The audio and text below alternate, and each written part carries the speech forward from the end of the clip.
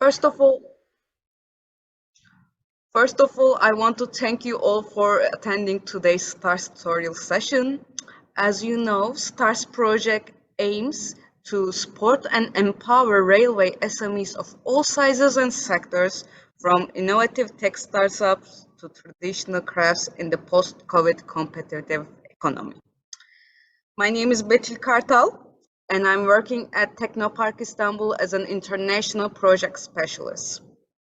To provide all the SMEs with the needed technological assistance, and this is not only limited to the railway sector, although that is our main focus, we decided to do these tutorial webinars to reach as many people as we can reach. And today's topic, as you know, is switching to green technologies in railway.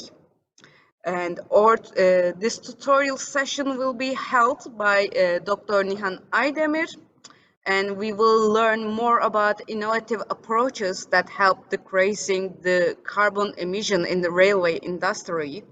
And these strategies will not only include the developing and implementing new regulations, but also selection of emerging materials to decrease the weight and increasing the efficiency of the current engines, as well as the conversion to electrical engines.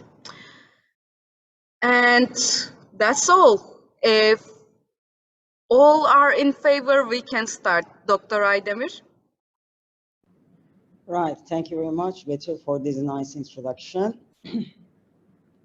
And can I share my screen?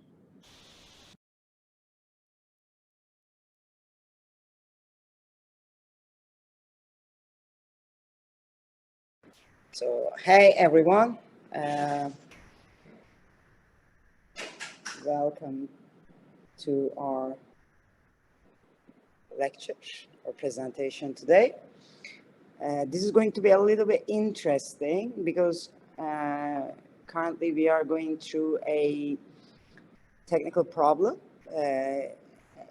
Betül will continue to the, so Betül will, you see Betül's screen, but I will be talking and I will guide her to change the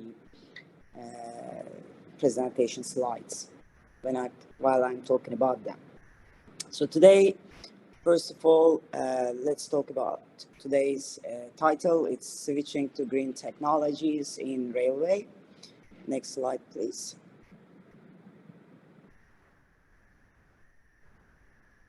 I would like to give you a little bit of information about myself. I am a material scientist, an academician, and a manager of the Technology Transfer Officer of Technopark Istanbul at the same time. After completing my bachelor's in Istanbul, I moved to New Zealand and lived in New Zealand, Australia for like 9 years to complete my PhD and second master's. During my whole career, I've been into innovation and entrepreneurship, including high-tech research. And after years of developing all these technologies, I finally sort of became both what I sort of, this is exactly what I want to do, doing both research and managing technology. So I have dual roles in terms of career. So let's go to the second slide, please. Okay, if we sort of start about the carbon emission, so that's our biggest problem, right? All this climate change. Today has the highest temperature in Istanbul in like last 40 years, okay? So we are closed in air-conditioned rooms and offices, and we cannot even go outside. It's so hot.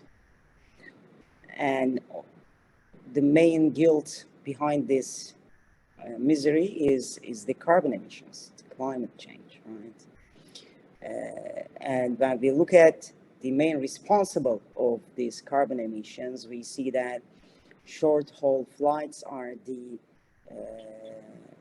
biggest responsible. They have 250 grams per kilometer. They release carbon dioxide in the atmosphere, and then we do have medium cars. So cars are extremely tricky.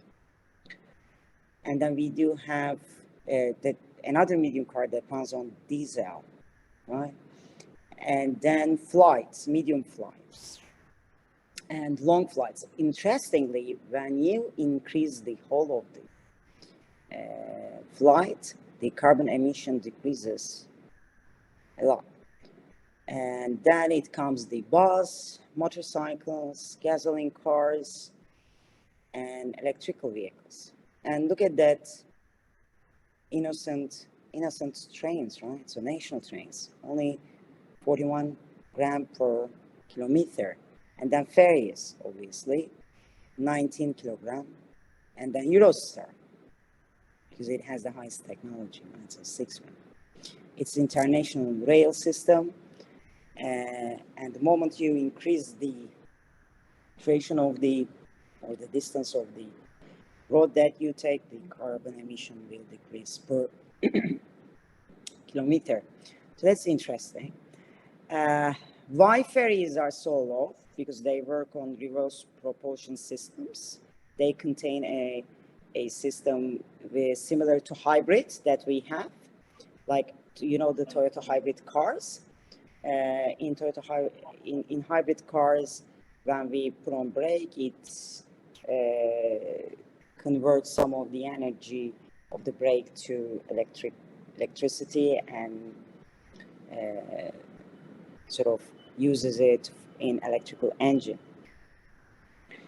Ferry has similar system, but I mean it's not same, but you could call them a little bit hybrid. Been for a long time.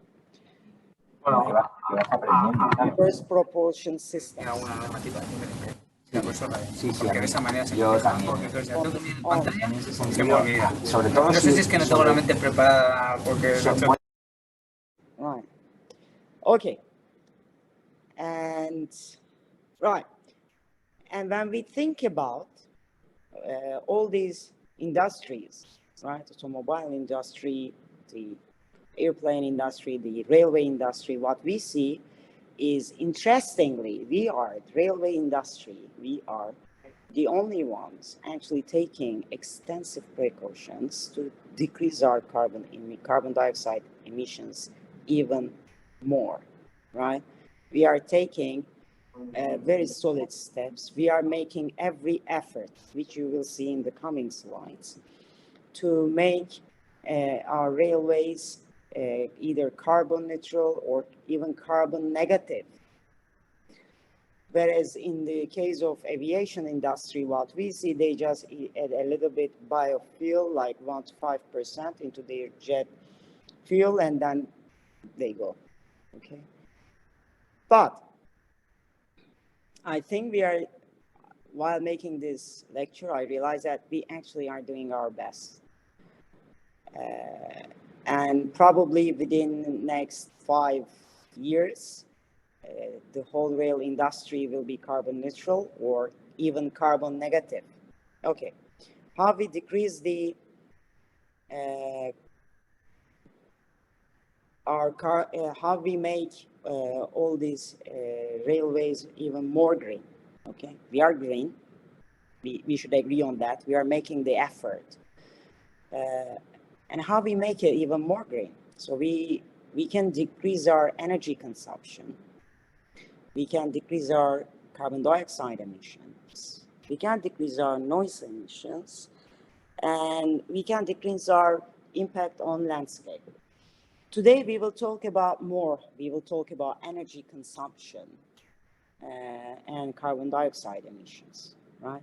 And what sort of steps that we can take, or what steps has been taken to ensure that we emit either zero or low carbon.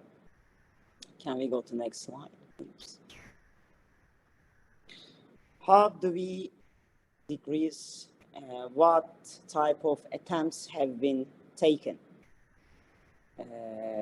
First of all, we have been using or trying, okay, these are usually in either pilot or small pilot studies, or they are used in small routes.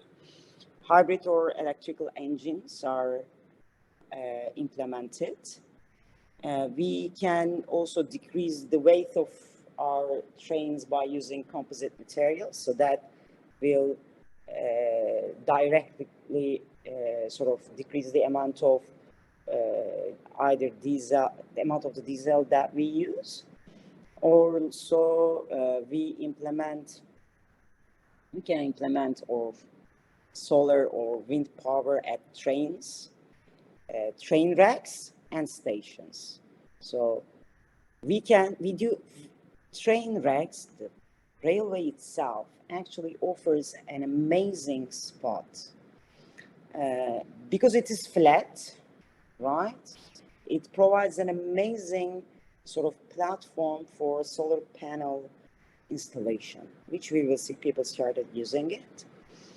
And our stations also offer a very nice sort of spacing for the solar panel installation. I would question the wind power, but it can be sort of used, but because we choose to sort of make our trainways on the flat sort of areas, they're not really good at taking good winds, but it can be searched, it can be looked at. We can install, or we are installing LED lights with motion detectors at our trains and stations. So that itself decreases the energy consumption, the electrical power consumption by 37%, right? Very, very interesting data. What did it do? So when people did not move between the locomotives, so they kept or when they don't use any sort of areas, those spots, either they were lighted in less, or they were not, they did not open any light at all, right? And we have been again operating certain air conditioning based on occupancy, not the temperature. So we should not standardize our air conditioning. It's very interesting, right? And we can also revise our railroads to be more linear than curvy, because there is a lot of research going around saying that when you have curvy roads, the diesel consumption, the energy consumption increases. Also, because of the friction between the train and the railway itself, you get more fatigue, and you have to change your materials even more frequent. So that adds a cost to maintenance. And also, don't forget, we make all our railways with steel, and making steel itself has high carbon footprint. So we have to be careful with that. Also, we may look at, so this needs to be sort of, I believe, this needs to be looked, this is a very interesting approach I came across. We can alternate our development densities, or we can alternate the location of communities to either walking and cycling distance of the rail network. In many cases, in many cities, this is the case, okay? But when we open new roads, we also have to be sort of careful choosing our communities or locating them around the railway itself. So that's a good approach to keep it close, to keep people close to railways, to encourage them to use it.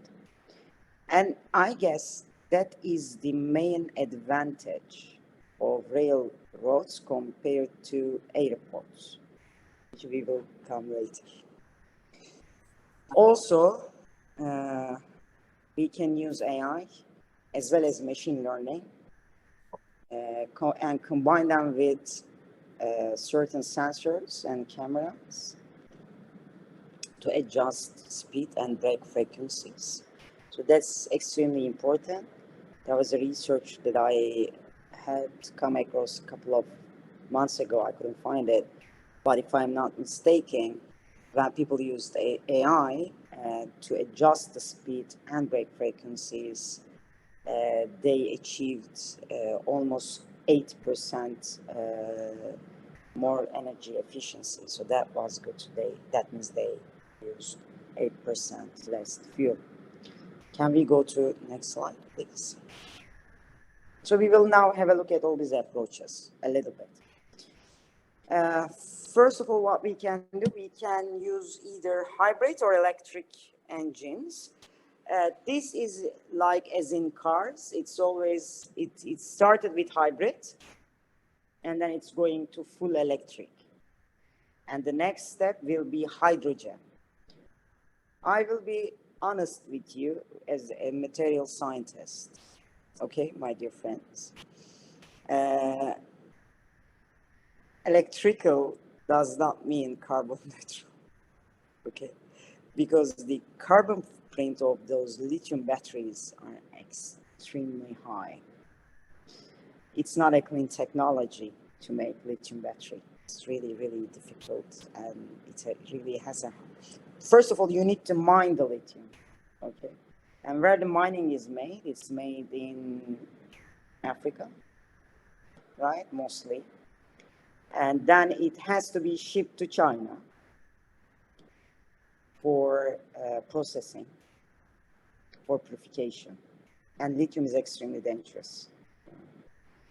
And then you ship it to China, you process it at high temperatures, okay? And you use a lot of sort of different chemical routes to purify the lithium from what you got from the mine, and then you make the battery. And lithium is not the only material used in battery. Graphite, graphenes, carbon electrolytes, polymeric electrolytes, or different chemicals. So they also have certain carbon prints, right? Polymers itself, they have carbon prints. You get polymers from petroleum. Okay. So that's not really, but we are doing it. First, because when people look at the carbon print, they look at the operation. We have to be a little bit honest about this, right? Because overall, I'll be frank with you, there was a professor at MIT, they calculated this real cost, the real carbon print of a full electrical vehicle, and it was equal to using a same vehicle with gasoline for 10 years. So you start with 10 years, minus 10 years, okay? And you go like, okay, I'm going to use it for 10 years and then I'll be neutral. That's fine, it's the price that I pay, and then I will be free. Guess what? The lifespan of those batteries are between 7 to 11 years. So there's a lot of research and development that still needs to get into the battery business to make it more efficient, and it should have a longer lifespan. However, this should not stop us. We should continue to our approaches to... Wait a second. we should continue our research to make things more green in terms of, we should do the electrical conversion. Okay, that's not what I'm saying. Please do not get me wrong. We should do the electrical conversion, but we should be aware that a lot of research and development has to go. If we start with this electrical journey, it always starts with hybrid cars and hybrid vehicles. This is same with our railways as well. So what we see a hybrid train. Okay, so that combines our conventional diesel electric locomotives with regenerative braking. So when you brake when you put on the brake, it converts the energy to electricity, and that energy is simply fed into the battery system, and this train itself uses 20,000 battery cells, and it also uses 3 diesel locomotives, and it reaches to a speed of 120 kilometers per hour. Compared to, because it's hybrid, it still uses diesel, the consumption, the carbon emission is simply less than 10%. This was a pilot study. By the way, the first pilot study was like somewhere in California, and the route was 350 kilometers. And people are using this now. So this is being implemented in different cities in US and Canada. Can we go to the other slide, please? And after that, Armstrong made an effort to actually make a fully electrical train. Okay, and why was this needed? Actually, between Leipzig and Chemnitz, if I'm pronouncing it wrong, please forgive me, my dear German friends. And there's a route, and that route is not suitable for making lines. So it cannot get energy from the lines. And they were like, then we should simply turn it to all battery. And obviously, no lines are required because it runs full on batteries. But it is unfortunately limited to 100 kilometers destination. So you actually have to change. So it's done. Then you will spend some time there to, again, recharge your batteries or change those racks. And the problem with the all electrical trains, like as in electrical cars, those batteries need to be recharged. There are interesting sort of approaches to overcome this. So they say that let's make a battery sort of powering system. So when you come to the station, you just take the new batteries and put it in and take out the empty ones.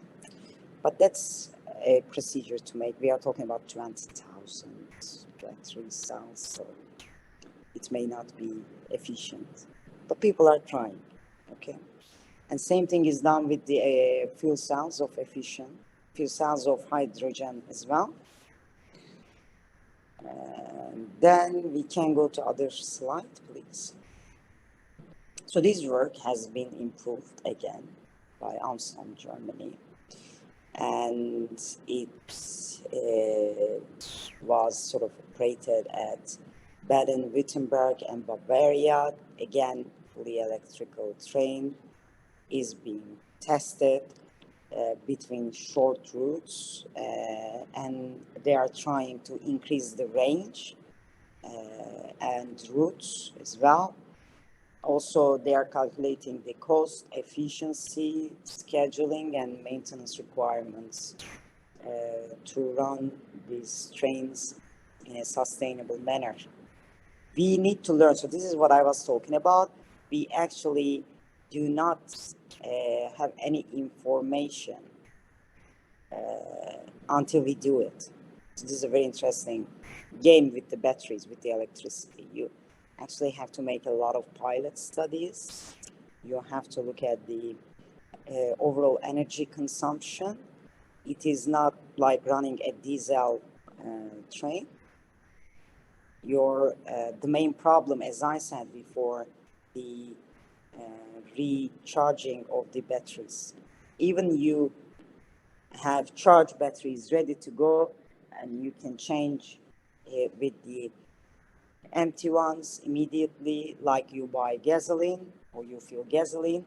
The time is not quite short, so it takes some time to change them. And also, one should always note that lithium is explosive, and it's extremely explosive. So you have to be very careful while carrying it, as in, like, you should not damage the battery package, and battery packages are really high, they're really heavy, because they sort of are made in a way, and expensive as well. It's very interesting. The battery package itself is sometimes more expensive than the battery itself, whatever inside the battery. So the outside, the shell, is more expensive because you do not want any oxygen or humidity. Because when lithium reacts with water, it explodes, right? And if it sort of starts that reaction somehow, you want that shelf to be strong enough and to be fire resistant to stop that reaction or flames. So a very tricky business with the battery package. And you do not want to carry this like all the way around. That's not really what you want. But we are trying in terms of the, let's go to other one. Yes, so this is another pilot study. Why I'm talking about this. So this is done in Australia, okay? And they were like, okay, we make the electrical train, but where the electricity come from? We burn oil, right? We burn oil or natural gas. So what is the point then? We may as well burn our gasoline or diesel to run our, to run our vehicles, right? What is the point? If you're getting the electricity from already burning oil. What should be done? We should look to the very source where we get the electricity. And here is it where it starts being extremely innovative. So this is a very little train. It has only 2 locomotives. And this is a test train, by the way. It's in Australia. It's in Byron Bay. It's beautiful. If you haven't been there, you should go there. I love Byron Bay. Beautiful beaches and ocean. So this train operates only on solar energy. It does not get any energy from outside. Okay. And interesting, so it has, as you see, solar panels, like the curvy ones on the top of the train. And also it has big solar panels at the top of the station, right? And what it does, it all feeds into the train's batteries, and it only uses 23% of the energy generated from the solar panel. Remaining 77% is fed to the grid. So that's a proper carbon negative. Okay. But you'll be asked, why don't we do it all? Right? So this is a small train, and it goes very slow because it's a scenery train. Also, the cost is extremely high. Why? Making this was really high in cost. And you'll ask, why did we need that? Why did we need that much of money? It's just solar panel, right? No. The watt amount, the power, if you call it, that we get from sun is low compared to what we need to run the electrical engine. So what we do, we use inverters to increase the watts, okay? And those inverters are extremely expensive because they are custom made. The inverters that we also use inverters for our for every solar panel, okay? Whether you use it at home, at work, it doesn't matter. You still use inverter, but the watt amount that you require is less because what you do, you simply run, turn on your television, or I would say perhaps your refrigerator or your lights. So that would be enough. But even for that, you still need inverters. And inverter industry, so that's a big industry, by the way, as in like solar panel industry, because every solar panel needs an inverter. So they have been working on all these home or office or work or caravan or marine type inverters. So they are small. Or for this type of big trains, we actually big type of engines, we actually need custom-made inverters that are extremely expensive. This train needs to go 350 travels to actually for like next 5 years to compensate its cost. That's a lot of money. And you cannot run a train for 350 times per day. That's impossible, right? So that's a little bit, but that's a good study. They are working on it. They are using it like a test site, as in they are improving it step by step. That's what sort of we should do as well. Let's go to the second, the other one, please. That one. Yes. So this is beautiful. Why it is so beautiful? Because it is extremely innovative. Innovation, it does not always come from finding a magical material or a magical procedure, or that's magic. What you see on the picture is magic. So this train wreck is there already, empty, right? It offers us an amazingly beautiful high surface area, right? And we can fill it with existing solar panels. We don't need to make advanced ones, right? So these are existing silicon conventional solar panels that one can use. So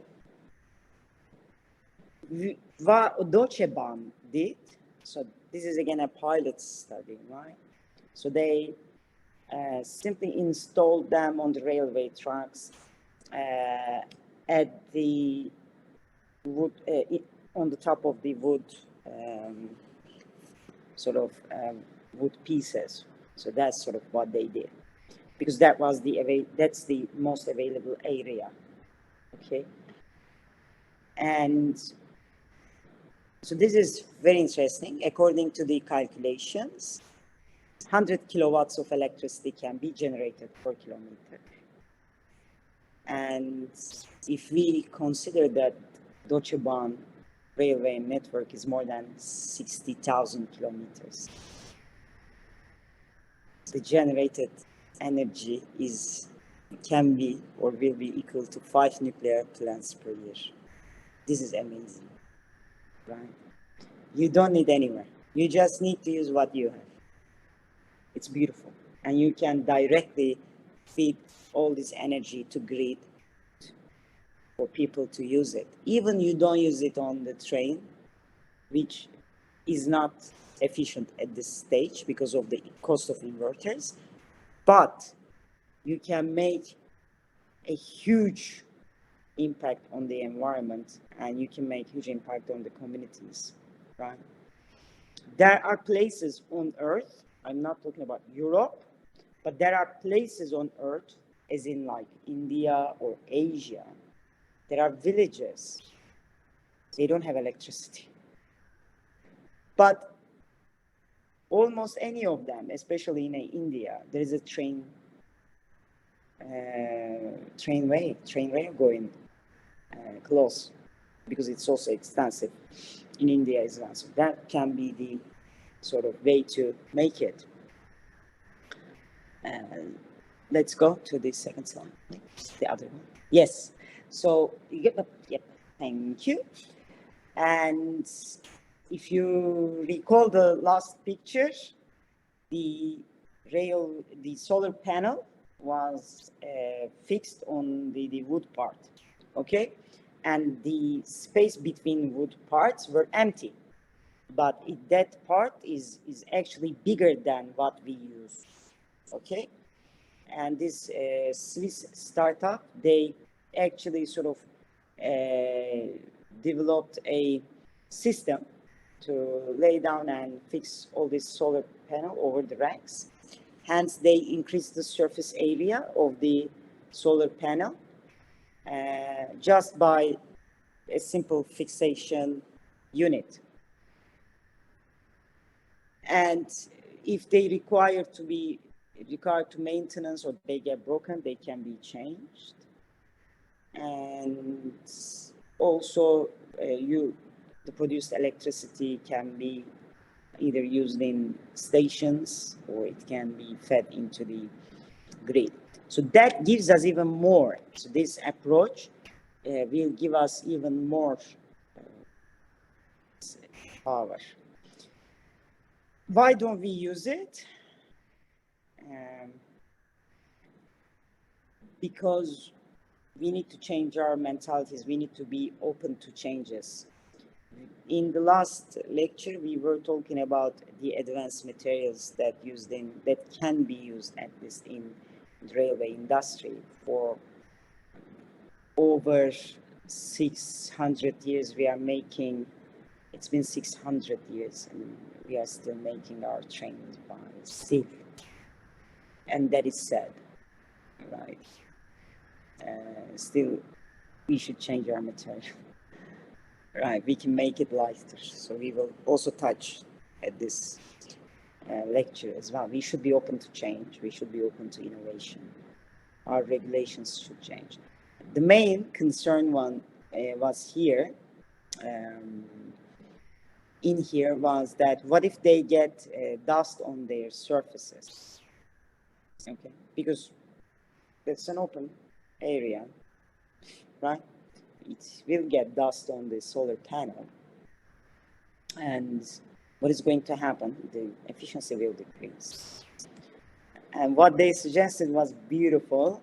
So they were like, we install some brushes at the bottom of the train, okay, and when train passes, it will just brush it, brush the dust. Beautiful, right? Beautiful. And but as I said before, this electricity is efficient to use, either at stations or it can be fed into grid to use in at homes or offices or other places, urban use. And why we cannot use the power that we generate at the train itself. As I said, that power conversion cannot be done at appropriate cost at the moment. Can we go to the other slide, please? Yes, also the question was, you would ask, after hearing that 5 nuclear plants, is solar, can actually solar do this, right? And I don't know whether you like Elon Musk or not. Probably he lost a lot of fans due to the last Twitter sort of regulations. He said that, quote by quote, if you wanted to power the entire United States with solar panels, it would take a fairly small corner of Nevada or Texas or Utah. You only need about 100 miles to 100 miles of solar panels to power entire United States. And that's the red spot over there. So that's the United States required amount to United States. And people rejected this. So people criticized this idea. Why did they criticize it? First, and I looked at the calculations as well, by the way, by myself. So I was like, so I calculated the power that solar panels can generate and how much can be gained, how much is lost, and the efficiency, sort of like, he was talking about that. The solar panel that he said that we can use here has the highest efficiency. They're very expensive. Okay, that's the first. And he's even talking about the aviation grade, like the ones that we sent to space. Okay, so he's not talking about the solar panels that we saw on the rail tracks. So they are conventional ones. Beautiful, cheap, good to go. What he's referring is advanced material time. Okay. So that's a little bit tricky. And also, no such place in either Nevada, Texas, or Utah exists, because you cannot get in any of these places an empty and flat 100 to 100 miles, because like straight 100 to 100 miles, because maybe you can find it at the sort of deserts, the Texas, but not somewhere else. So it's already populated. That was the problem. So it's, but you can have 50 to 50 here, 50 to 50 there. So that's not a proper criticism to me. So you can have parts at different sort of places. But then you lose efficiency, because these places that he's referring has the highest, they have the potential of achieving highest amount of sun rays. So the moment you start carrying it, you lose that efficiency. Right, so they're pretty interesting.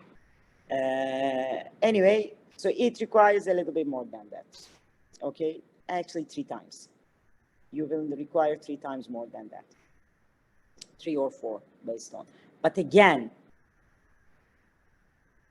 it will cost you a lot of money, because he is still suggesting to use higher efficiency solar panels that are extremely expensive. If we use silicon, like we saw on the rail track, then we talk about 10 times more area. So all these calculations need to be done very precisely, and they have to be done properly. And that is why railways offer a great promise, because those railways are empty anyway, right? So they offer beautiful high surface area that can be utilized. We can go to the other slide, please. Yes, and that is my favorite. Okay, as a material scientist, I think this will do it. The moment we ensure the safety of the hydrogen. You get power in this case, and this is again a pilot study. You get power in this case from hydrogen fuel cells, which we will talk in detail in the coming lecture, but this is like a small introduction and example, as it is a green technology itself. And you don't need only sun or windy conditions. Hydrogen works 24 hours at 7 days, no problem. And hence, you can get application all around the world because, as you remember what we said, you need a sunny place to get the best efficiency of solar panels. You don't need anything with hydrogen. All you need is water, okay, or some hydrogen source, and your byproduct is water. Beautiful. And it can reach up to 140 kilometers per hour. So this pilot. And what is the downside? Okay. Yeah, hydrogen is like properly dangerous to store. It's very difficult to store hydrogen. You have to be very, very careful. It often explodes. I remember one of the car companies, so they were like, let's use hydrogen cars. And then 5% of the cars say that they explode, okay, at the test. So, do you really want that? No. And because you need extensive R&D, it is still a fairly expensive technology. Not hydrogen itself is expensive. It's very clean compared to what we have. But we still need a lot of R&D to make it feasible, or at least safe. I'm not even talking about feasibility. I'm talking about safety here. And this is the subject of the next lecture. We will talk detail about how this thing works, where it is used, what type of technology is used in hydrate. And this is called as hydrail, all hydrogen type of trains, whether they are hybrid or fully powered with hydrogen, they will always call as hydrail. So it's a very fancy name. It's beautiful. And we will look at in the coming lecture. Right, can we go to the other slide, please? Yes, so we can, so what we talked about so far was about the hardware solutions, like hard solutions, right? And they were based on the materials and energy sort of like solutions that required all type of industry. Now let's talk about the new type of industry, AI, right? We can implement AI to our railways to improve safety first, right? We can actually improve our signaling efficiency and prevent accidents from happening. Also, we also have sort of like studies like this in our cluster. We discussed them when we met at Berlin. So we can detect obstacles on the track, and these obstacles can be fallen trees, animals, and people. And AI can alert the driver to either stop the train, or it simply can use emergency brakes itself and stop the train by itself. And it can be used to monitor speed and position of the trains to provide any type of accidents, right? Can we go to the other slide, please? Yes. And we can simply implement AI to increase or extend the lifespan of the trains, right? It's, again, it is used. People are working on this, and we are working on this as railway cluster. We can use AI to predict the maintenance times earlier than or easier than how we currently do. And how we do it, we use sensors and cameras to gather data, and then by applying machine learning with AI algorithms, we can simply train our AI to tell us when the maintenance should be performed. Also, our AI can guide us either to repair, reuse, or recycle our parts.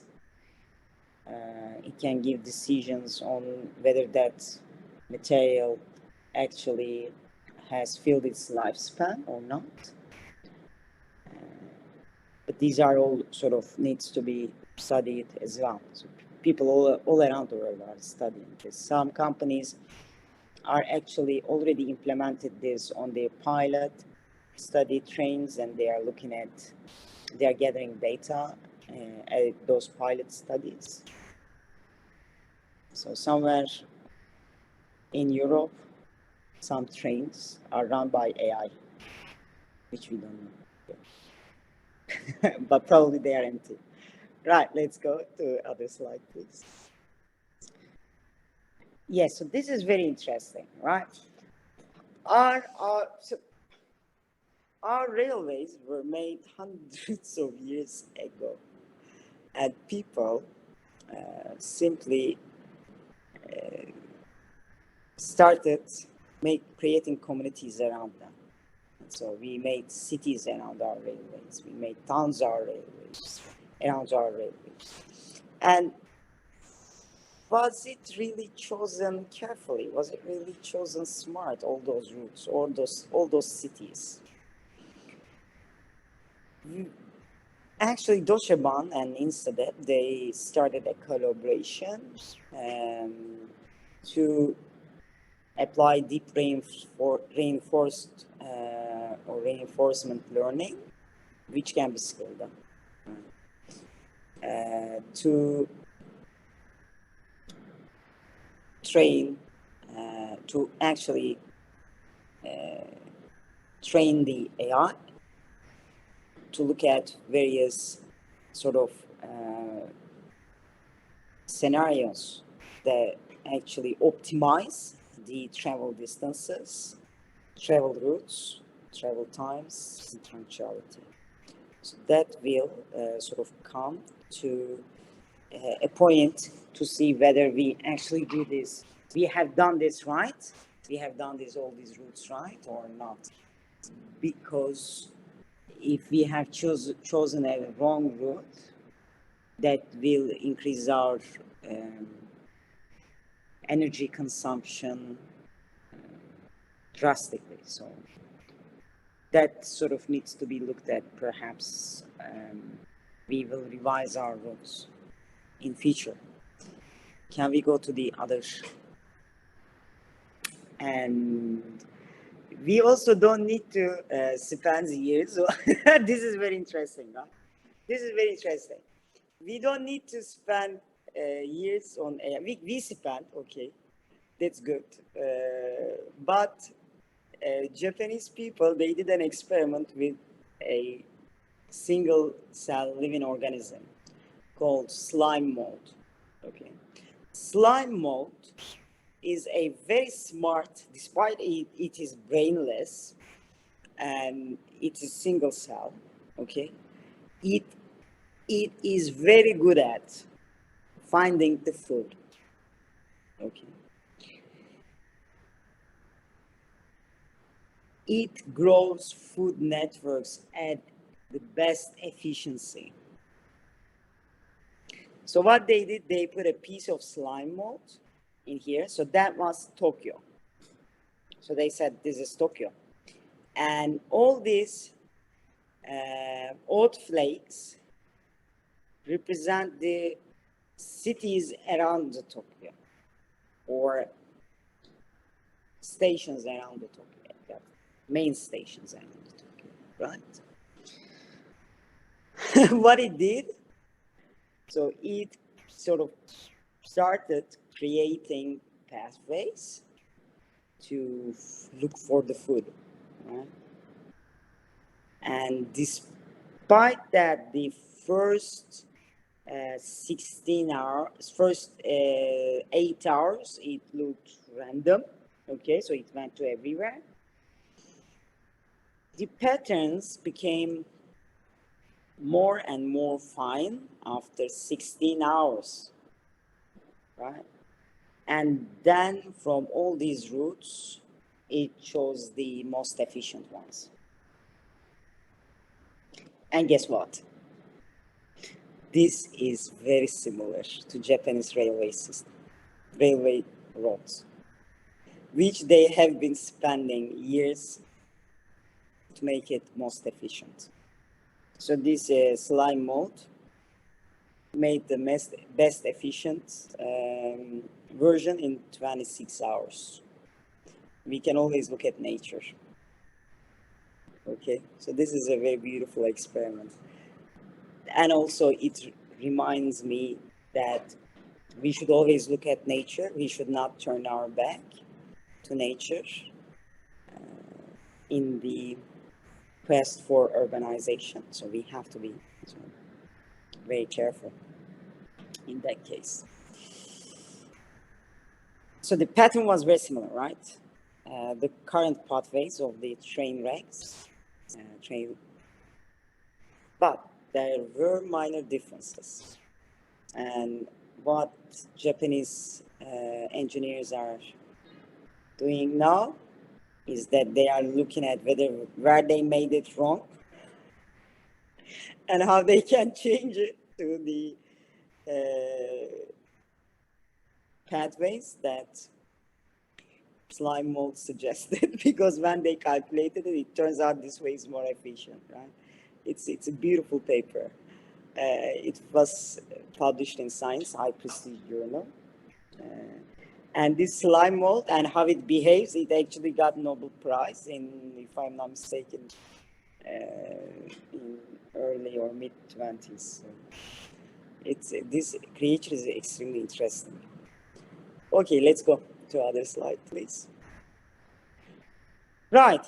So we talked about this, but let's give a quick look. We can decrease the weight of our trains by using composite materials.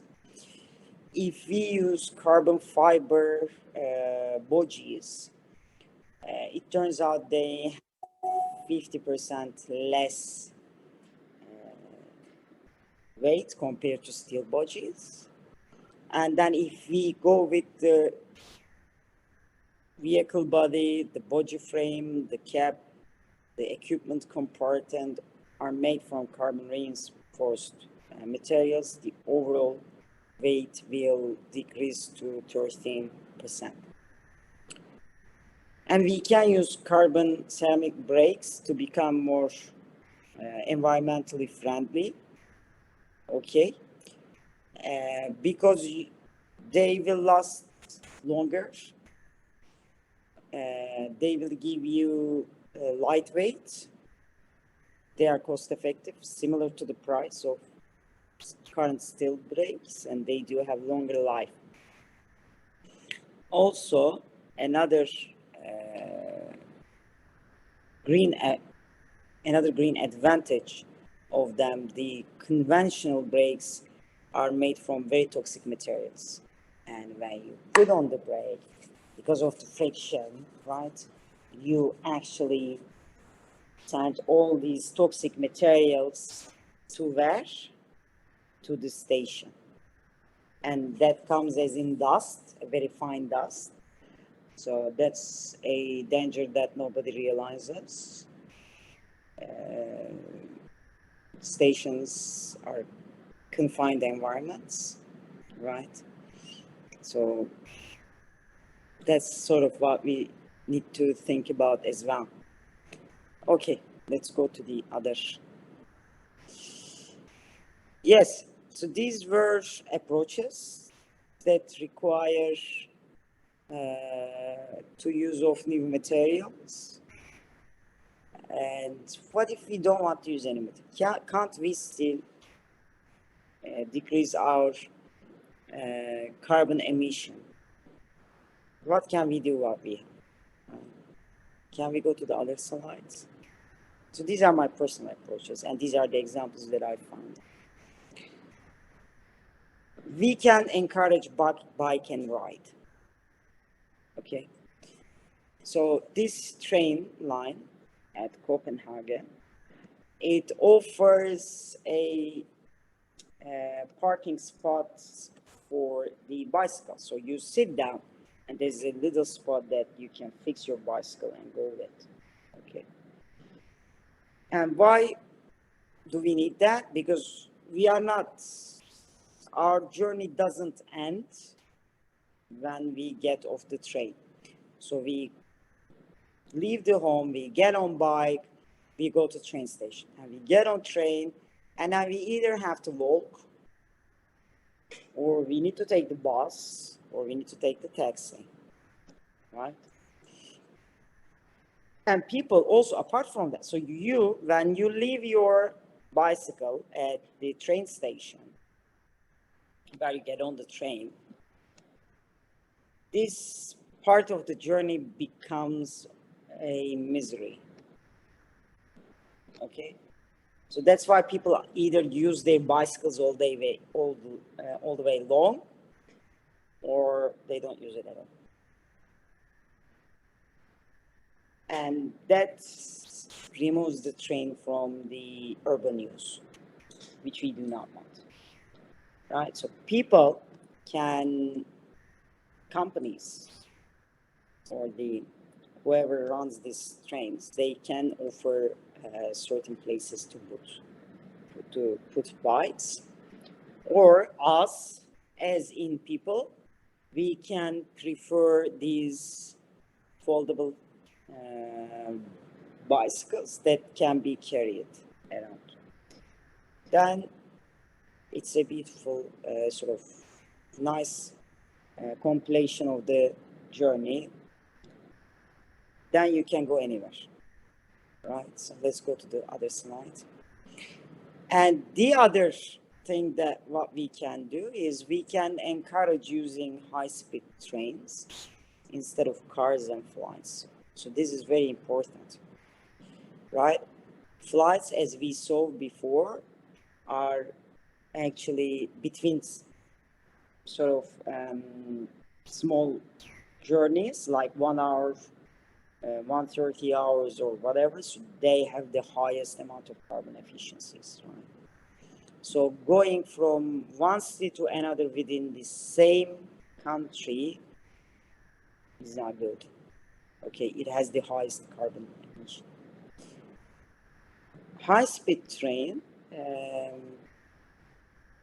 on the other hand, has 14 to 16 times lower than in terms of carbon emission or carbon footprint, has 14 to 16 times lower than either a private vehicle or airplane.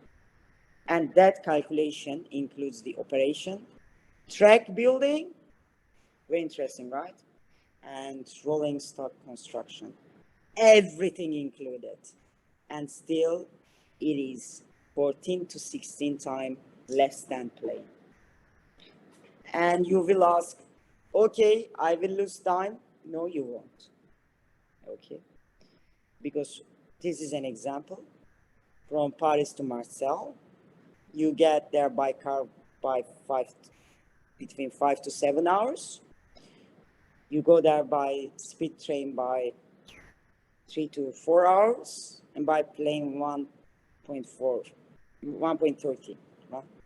And this may look 1.30. it looks a little bit low, like compared to 3 to 4 hours, right? No, it doesn't. You know why? You need to add the 2 hours that you spend in the airport. I'm not even here talking about the journey, the miserable journey that you need to take to airport. Because why?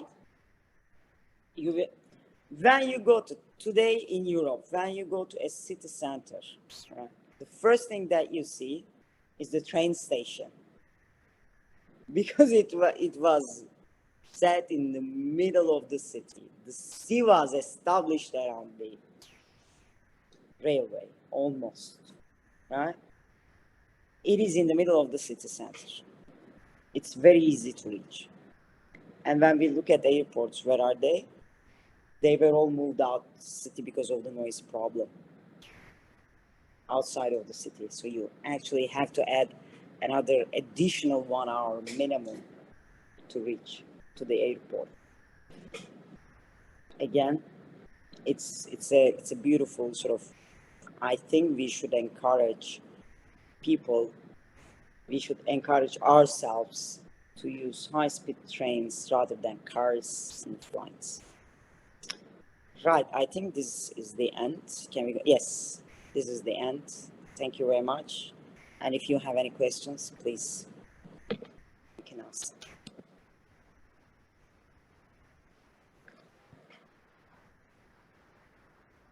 Thank you so much for this nice tutorial, Dr. Nihanay Demir. And Lutz asked several times in chat if we have any questions, but I want to ask it again. Do we have any questions?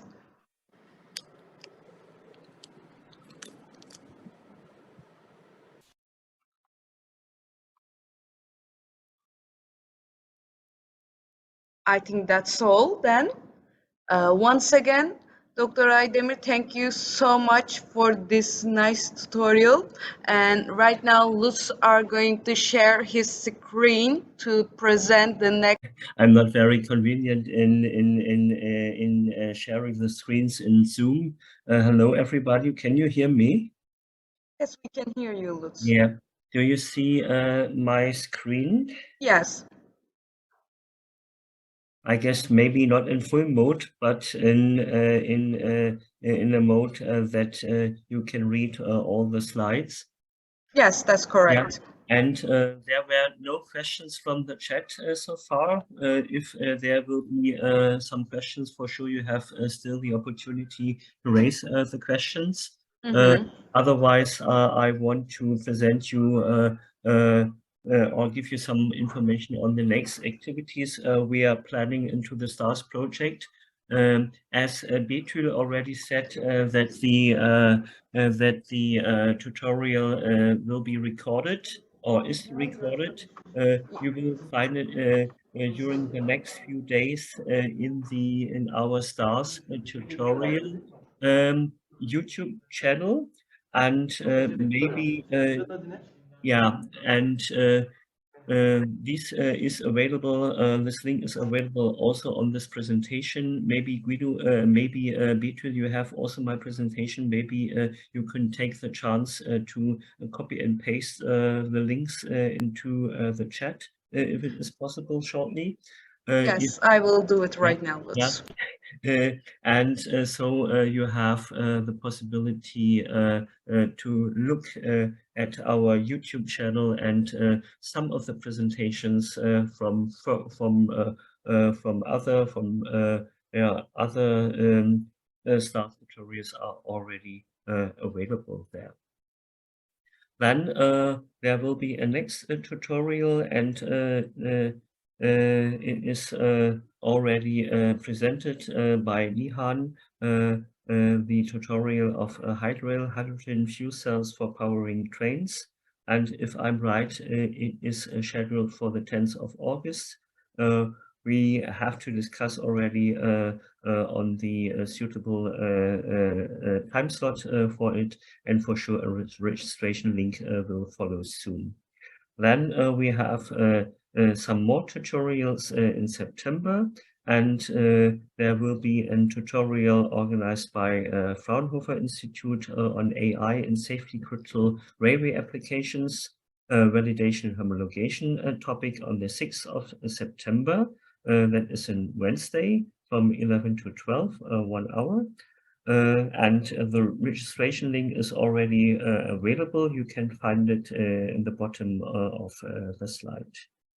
Then will be a tutorial on EU funding opportunities, the STARS tutorial EU funding compact, and it will be performed in strong collaboration with the Enterprise Europe Network and will take place on Monday, 11th September from 10 to 12. All times, please respect this.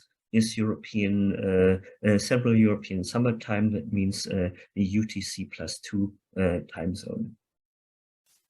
Then we will have a tutorial on the 13th of September from 10:30 to 12, also organized by the Fraunhofer Institute in Berlin on smart sensors and communication technologies for railway applications. And also the registration link is already available. You can find it in the bottom of the slide too. And we will have an important event by the STARS project. Is one of the 5. Is the last one, the Hack and Match event. That is on advanced technologies for resilience of the railway supply chain.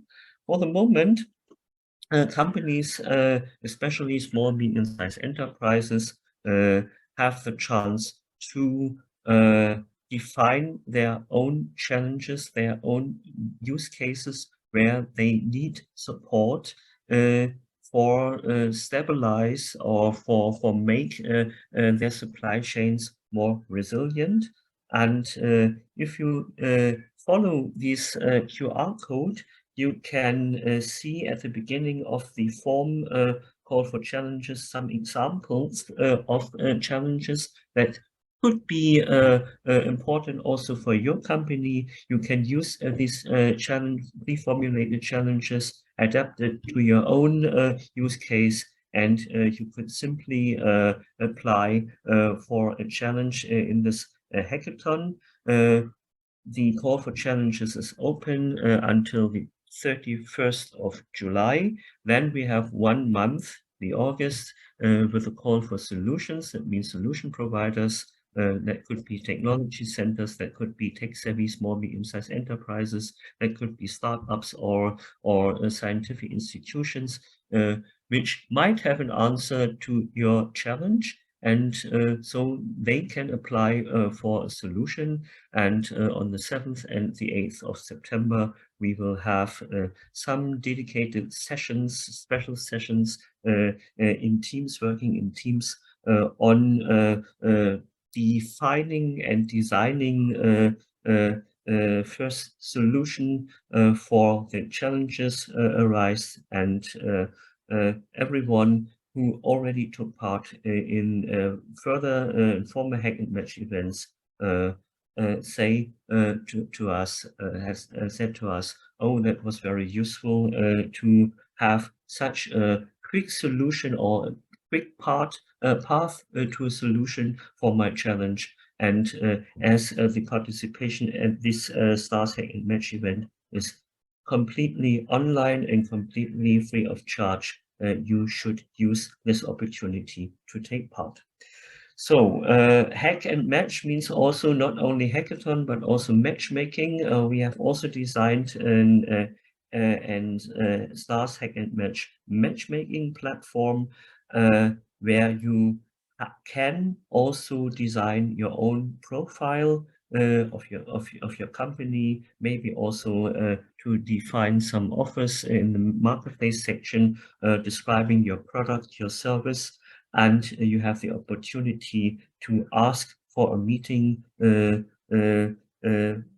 with already registered participants. We will use that platform also in September again, when we have the high density of STARS Hack and Match and tutorial events to define dedicate a special week of advanced technologies for railway applications, and then we will also define some special meeting slots where you have the possibility to meet each other, but in generally you could meet each other every time by using this platform.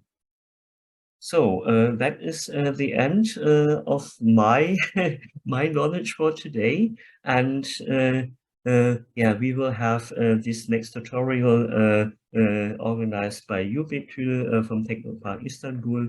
We will have some further tutorials on the technological innovation analysis performed by our French partner Relanium.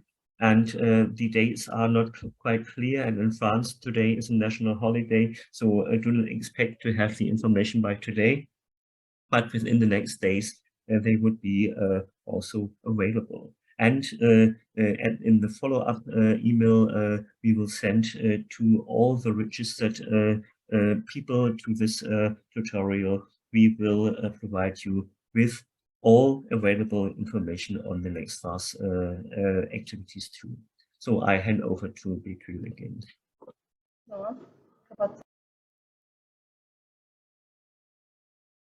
Thank you so much, Lutz. And I like to thank you all for attending today's tutorial session. I like to thank Dr. Aydemir once again for her informative presentation. And I assume there are no questions, but if there is, you can contact me from my email address, which I will write to the chat right now. And if you have any questions, either regarding the STARS project or regarding this presentation, you can email me whenever you want. Thank you all. I will write my email address to the chat right now.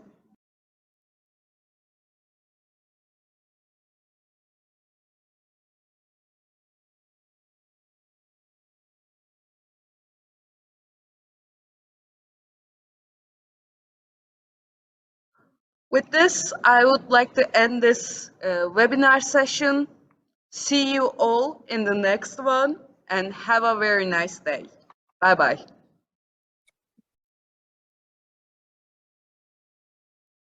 Bye, Betül. Have a nice weekend. Thank you, Lutz. You too. Thank you.